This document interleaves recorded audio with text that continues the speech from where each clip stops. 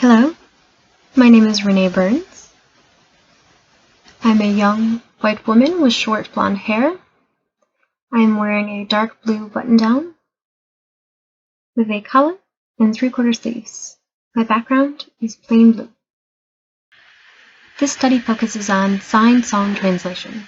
The song discussed in this study is the Star Spangled Banner and its translation from written English to signed American Sign Language, or ASL. This nationally acclaimed piece of music is most often heard at various sporting events, shows, and holiday presentations. July 4th, for instance. This study aims to analyze the various signed performances recorded over time. As the study's primary focus, defining the concept of translation is essential.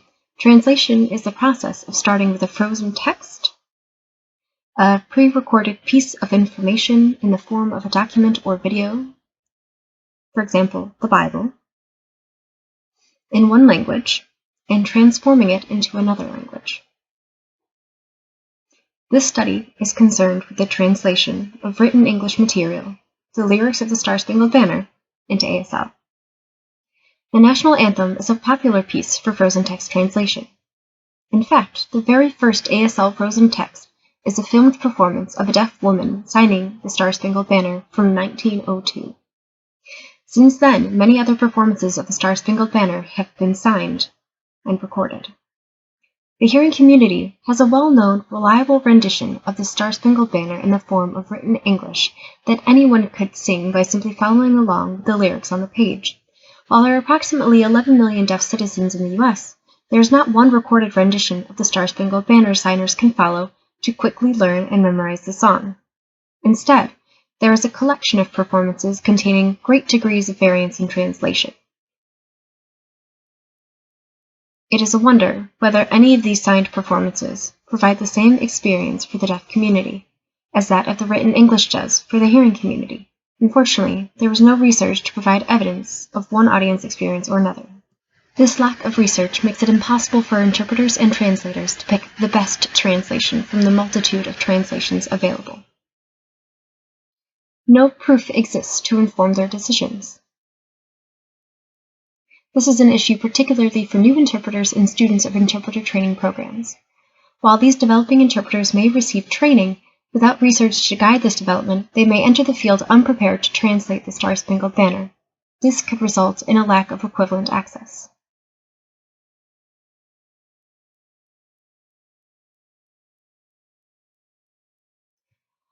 One solution to move toward increasing accessibility to the national anthem is to include complexities from the original language in the translation.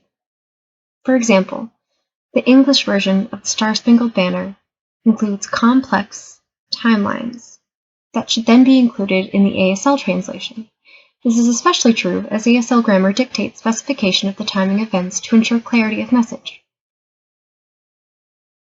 Perhaps, if translators can depict the timing of events in the Star Spangled Banner, this will produce a more clear and therefore more satisfactory interpretation or translation. Thus, the inspiration for the research question posed: what temporal markers are most often used by interpreters or translators while performing the Star Spangled Banner to indicate time?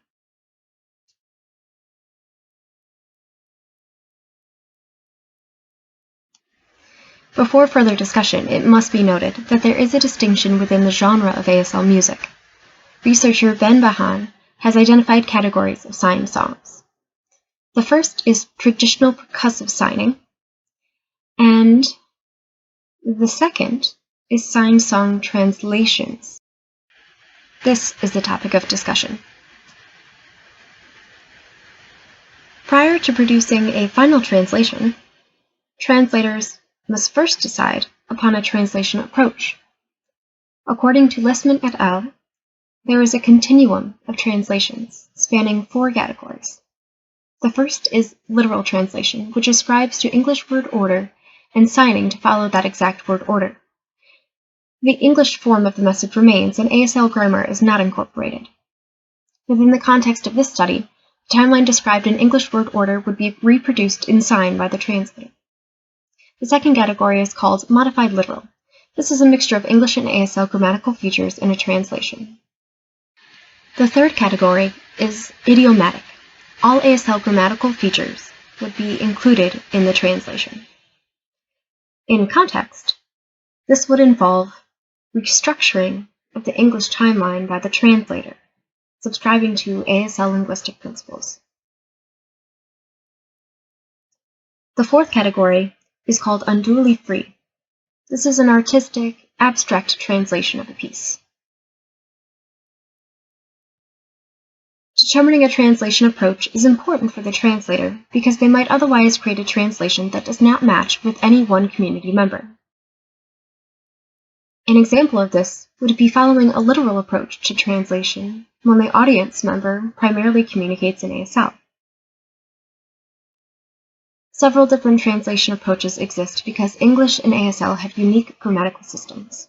In English, time is indicated by the presence of specific temporal words, like later, as opposed to ASL, which indicates time using two strategies: the presence of specific time signs, for instance, the sign for night, or movement of the head, neck, or torso, such as torso movement moving forward indicates the future tense, and leaning the torso backward indicates past tense. And translators must take these grammatical features into account if they are to fit one translation approach.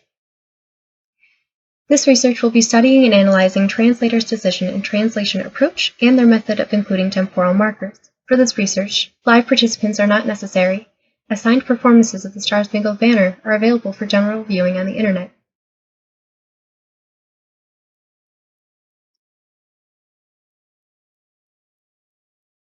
Once a sufficient number of video samples are collected, the researcher can begin discourse analysis by coding features of the samples.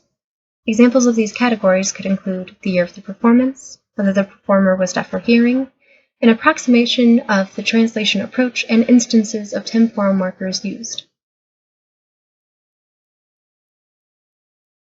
Accumulated video samples can then be uploaded to Elan, a software program, to further document, organize, and analyze the minute details of the videos. Through this analysis, hopefully, the researcher will be able to identify patterns within the collective work to share with ITPs and the interpreting community at large.